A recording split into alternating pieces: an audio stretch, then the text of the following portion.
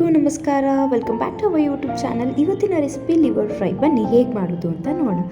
ಮೊದಲು ಬಾಣಲೆಗೆ ಎಣ್ಣೆ ಹಾಕ್ಕೊಂಡು ಎಣ್ಣೆ ಕಾದ ನಂತರ ಕಟ್ ಮಾಡಿಟ್ಕೊಂಡಿರುವಂಥ ಈರುಳ್ಳಿ ಸ್ವಲ್ಪ ಫ್ರೈ ಆದ ನಂತರ ಹಸಿಮೆಣಸಿನ್ಕಾಯಿ, ಕರಿಬೇವು ಎಲ್ಲವನ್ನು ಹಾಕ್ಕೊಂಡು ನೀಟಾಗಿ ಫ್ರೈ ಮಾಡ್ಕೊಳ್ಳೋಣ.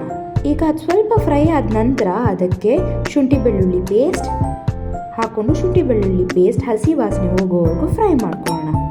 ಈಗ ಹಸಿ ವಾಸನೆ ಹೋದ ನಂತರ ತೊಳೆದಿಟ್ಕೊಂಡಿರುವ ಲಿವರ್ನ ಹಾಕ್ಕೊಂಡು ಅದಕ್ಕೆ ಸ್ವಲ್ಪ ಉಪ್ಪು, ಧನಿಯಾ ಪುಡಿ, ಖಾರದ ಪುಡಿ, ಗರಂ ಮಸಾಲ,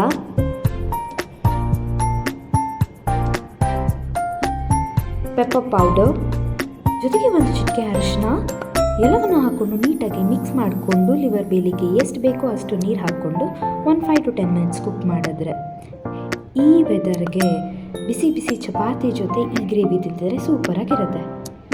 ಈಗ ರೆಡಿ ಆಯಿತು ನೋಡಿ ನಮ್ಮ ಲಿವರ್ ಫ್ರೈ.